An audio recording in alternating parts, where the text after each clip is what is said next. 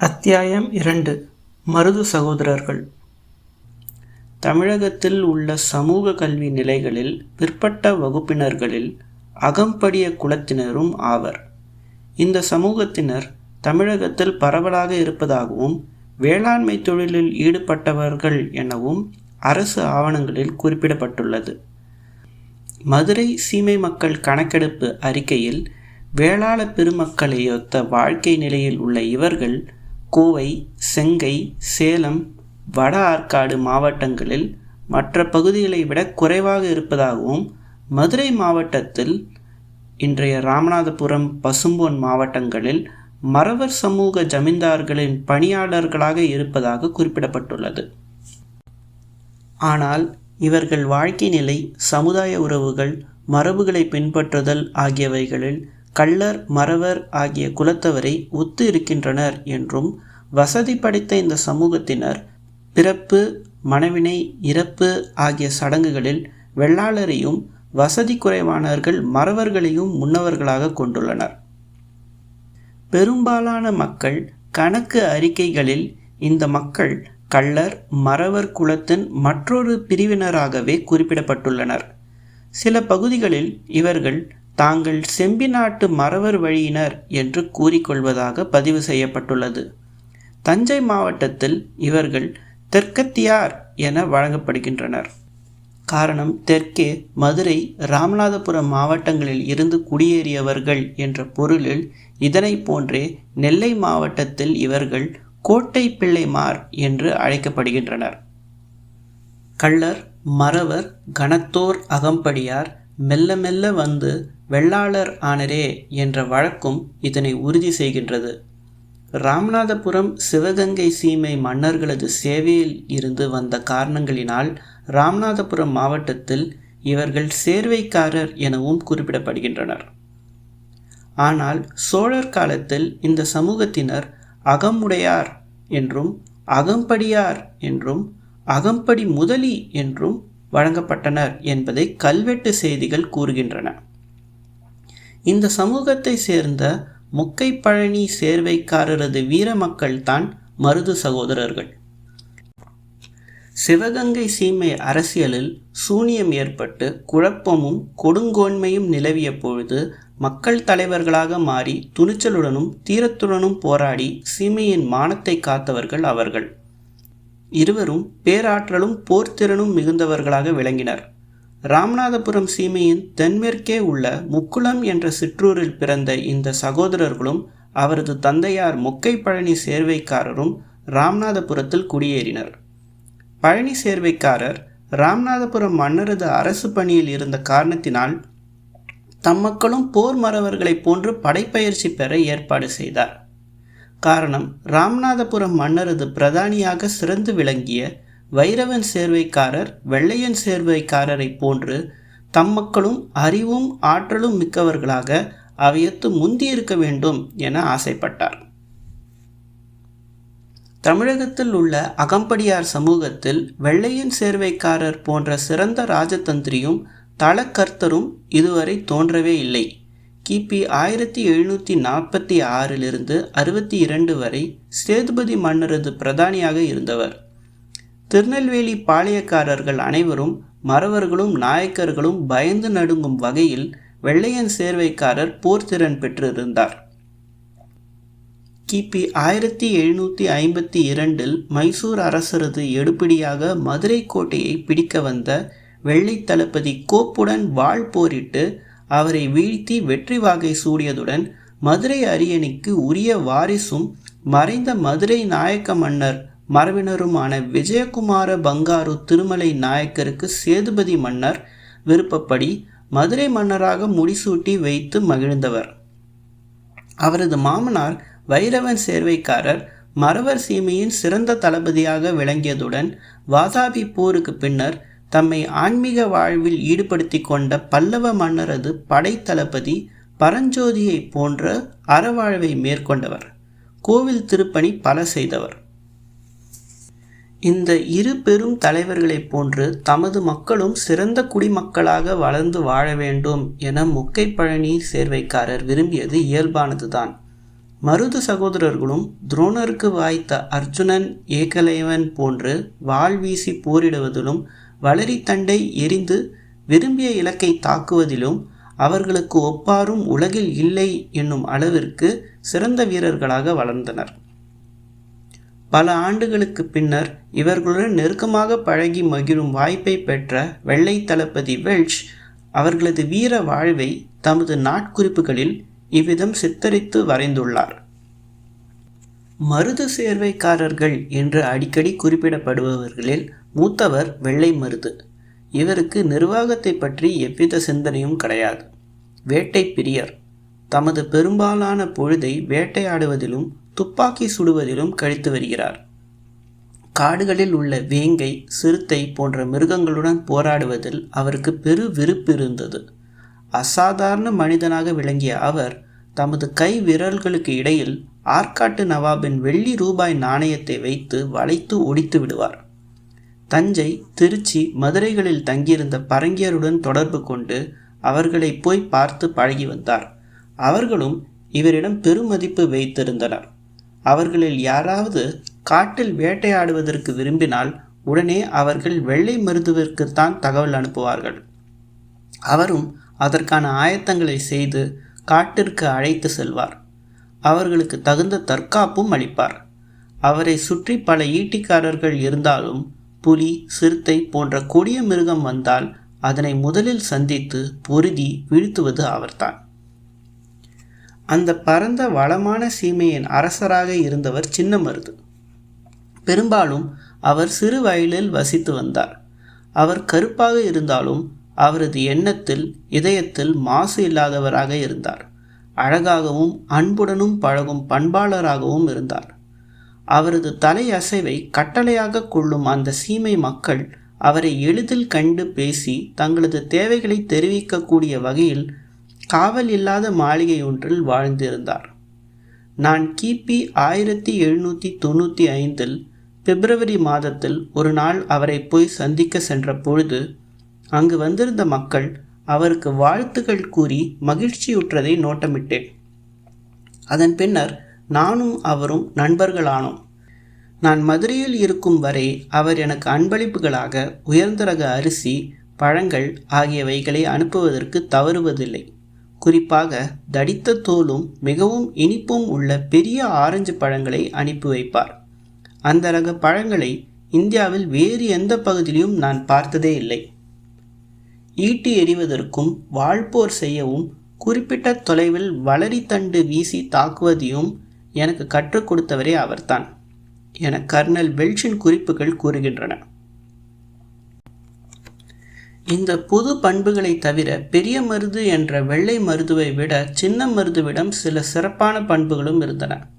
எதிரியின் இயல்புகளை, குறிப்பாக பலவீனங்களை விரைவாக புரிந்து கொள்ளுதல், அவைகளை தமக்கு சாதகமாக பயன்படுத்தி கொள்ளுதல் ஆகியவைகளில் அவர் திறமை பெற்று இருந்தார். அத்துடன் தமக்கு நல்லது என்று நம்புவதை அதன் விளைவு கருதாது துணிந்து மேற்கொள்ளும் துணிச்சலும் அவருக்கு இருந்தது. அவரது நடவடிக்கைகளை கண்டு அவரது எதிரிகள் அச்சமும் பீதியும் அடைந்தனர். இந்த நாட்டு மக்களை மிகவும் இழிவாக எண்ணியிருந்த பரங்கியர்களுக்கு கூட சின்ன மருது என்றால் சற்று நிதானமாக நடக்க வேண்டும் என்ற நினைப்பு ஏற்படுவது உண்டு. ராமநாதபுரம் கோட்டை பொறுப்பாளரான கர்னல் மார்டின்ஸ் என்ற பரங்கி சின்ன மருதுவின் வீர சாகசங்களில் மனதை பறிகொடுத்து அவரது நெருங்கிய நண்பராக இருந்தான். கர்னல் வெல்ஷ் சின்ன மருதுவிடம் வளரி, வாள், வேல் ஆகிய தமிழர்களது ஆயுதங்களை திறமையாக பயன்படுத்தும் நுணுக்கங்களை சின்ன மருதுவிடம் கற்று அவரை தனது குருவாக ஏற்றுக்கொண்டான். அவர் மீது பரங்கியர் கொண்ட மதிப்பும் பற்றும் அவரது வீர விளையாட்டுகளுக்கு, முரட்டுத்தனத்திற்கு சில நேரங்களில் மூடுத்திரையாகவும் உதவியதை சில நிகழ்ச்சிகள் காட்டுகின்றன. நவாபின் பொறுப்பில் உள்ள மறவர் சீமையின் முக்கியமான 6 கோட்டைகளில் 2 சிவகங்கை சீமையில் இருந்தன. ஒன்று திருப்பத்தூர், மற்றொன்று திருப்புவனம். திருப்புவனம் கோட்டையை மதுரையை ஆட்சி புரிந்த கூன் பாண்டியன் அமைத்ததாக சில ஆவணங்களில் காணப்படுகின்றது. 16 கொத்தளங்களும் 33 அடி உயரமும் 24 அடி அகலமும் கொண்ட 4 மேடைகளுடன் அந்த கோட்டை காணப்பட்டதாக குறிப்பிடப்பட்டுள்ளது. மதுரையின் எல்லை காவல் அரணாக அமைந்துள்ள இந்த கோட்டையின் மீது சின்னமருது சேர்வைக்காரரது கவனம் திரும்பியது. மெதுவாக அதனை அழிக்க திட்டமிட்டார். அவரது ஆட்கள் அந்த கோட்டையை இரவு பகலாக மெதுவாக அழித்து வந்தனர். அந்த கோட்டை பொறுப்பில் இருந்த நவாபின் பணியாளர் மீர் அகமது என்பவரை தாக்கி அவமானப்படுத்தினர். அவரது பணியிலிருந்து துரத்தினர். இந்த நிகழ்ச்சியை கேள்விப்பட்ட நவாப் தக்க நடவடிக்கை எடுக்குமாறு சென்னை கவர்னரை கூறினார். ராமநாதபுரம் கோட்டை பொறுப்பில் இருந்த கோட்டை பொறுப்பாளரும் சின்னமருதுவின் நண்பருமான கர்னல் மார்டின்ஸ் அனுப்பிய பொய்யான அறிக்கையை ஆதாரமாக கொண்டு திருப்புவனத்தில் அத்தகைய நிகழ்ச்சி நடக்கவில்லை என்றும் அச்சமயம் சின்னமருது சேர்வைக்காரர் சுகவீனமாக இருப்பதாகவும் மார்டின்ஸ் அறிக்கையில் கண்டிருந்தது. இதனை மறுத்து நவாப் மீண்டும் திருப்புவன நிகழ்ச்சி பற்றி ஆதாரங்களை அளித்தவுடன் சிக்கந்தர் மலையில் நிலை கொண்டிருந்த கர்னல் பிரவுன் திருப்புவனம் சென்று கோட்டையின் பொறுப்பை மேற்கொண்டான். 22 ஆண்டுகள் அந்த கோட்டை பொறுப்பாளராக இருந்த மீர் அகமது முசா கான் மதுரைக்கு பாதுகாப்புடன் அனுப்பி வைக்கப்பட்டார். இன்னொரு நிகழ்ச்சி. சிவகங்கை சீமை கழனிவாசல் கிராமத்திற்கு வந்த தொண்டமான் சீமையை சேர்ந்த இருவர் மருது சேர்வைக்காரர் பணியாளர்களால் அடித்து கொல்லப்பட்டனர். இந்த கோர செயலுக்கு சரியான காரணம் எது என தெரியவில்லை. இதனை வன்மையாக கண்டித்து அனுப்பிய தொண்டமானது குற்றச்சாட்டுகளின் மீது சிவகங்கை சேர்வைக்காரர்களுக்கு கும்பெனியார் அறிவுரையை கூட வழங்காமல் மழுப்பிவிட்டனர். மற்றொரு நிகழ்ச்சியில் ராமநாதபுரம் சீமையை சேர்ந்த திருவாடானை சுங்கச்சாவடி வழியாக கடத்தப்பட்ட சிவகங்கை சீமை பொருட்களுக்குரிய சுங்கத்தீர்வை தொகையான ரூபாய் 15,000 ராமநாதபுரம் அரசுக்கு செலுத்தாமல் சிவகங்கை பிரதானி அலைக்கழிவு செய்து காலங்கடத்தி வந்தார்.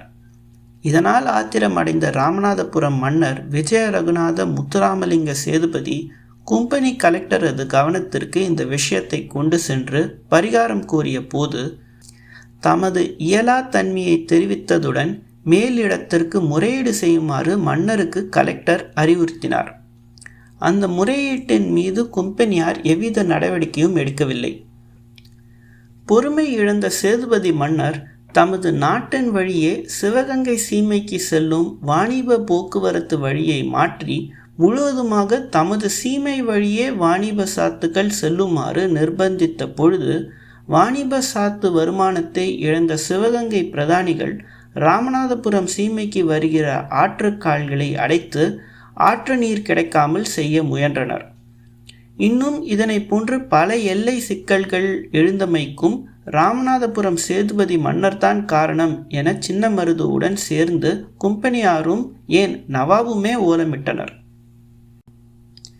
இங்கனம் சின்னமருது சேர்வைக்காரரது அத்துமீறல்களுக்கு அணையிடாது மறைமுகமாக அவருக்கு ஆதரவு வழங்கி வந்ததற்கு காரணம் அன்றைய சூழ்நிலையில் சின்னமருதுவின் மூலமாக மைசூர் மன்னர் திப்பு சுல்தானது பகைமையை ஏற்படுத்தி கொள்ளக்கூடாது என்ற கும்பெனியாரது பயம். அத்துடன் சின்னமருதுவும் பரங்கிகளை பெரிதும் மதித்து போற்றி வந்தார். அவர்களுக்கு தேவையான உதவிகளையும் அவ்வப்பொழுது செய்து வந்தார். இவைகளுக்கெல்லாம் மேலாக சூழ்நிலைக்கு தக்கவாறு வளைந்து பணிந்து நடக்கும் மனப்பாங்கும் அவரிடம் இருந்ததை அவரது கடிதங்கள் காட்டுகின்றன.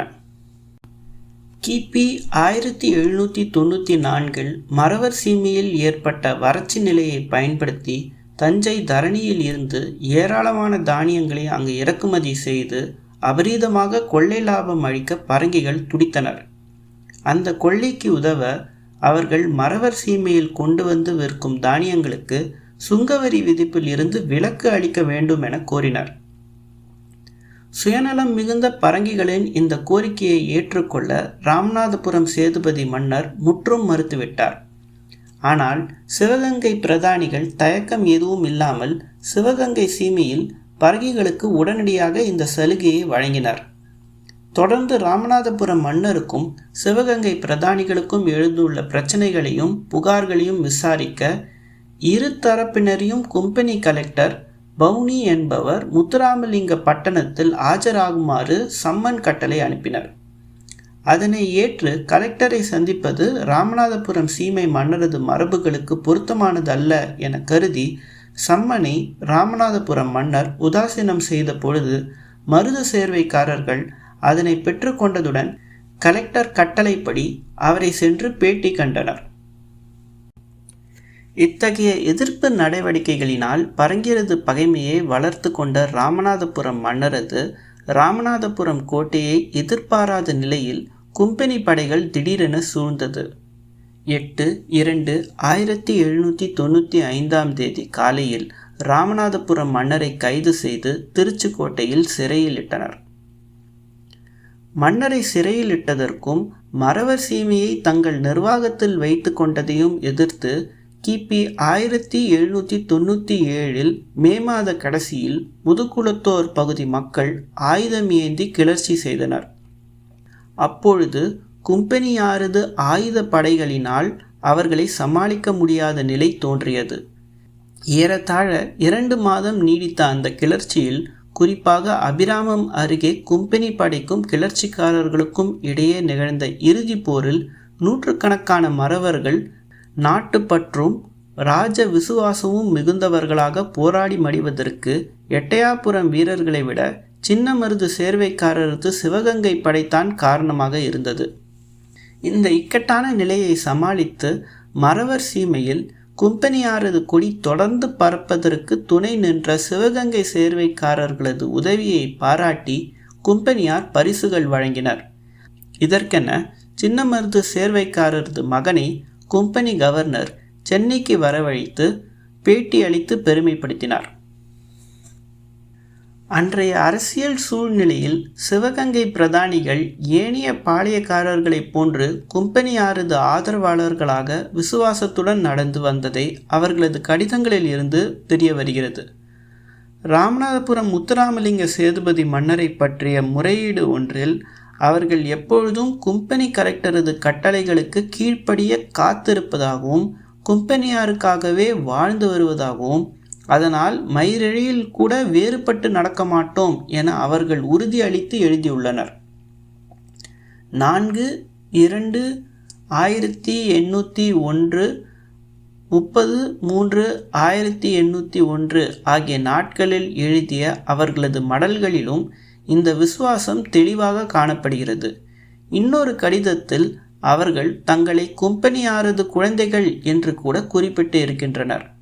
இங்கனம் கும்பெனியாரது நேசத்தையும் விசுவாசத்தையும் 10 ஆண்டுகளுக்கு மேலாக மதித்து வந்த சிவகங்கை சேர்வைக்காரர்களது மனநிலையில் திடீரென மாற்றம் ஏற்பட்டது. காரணம் அடுத்தடுத்து ஏற்பட்ட அரசியல் நிகழ்ச்சிகள்.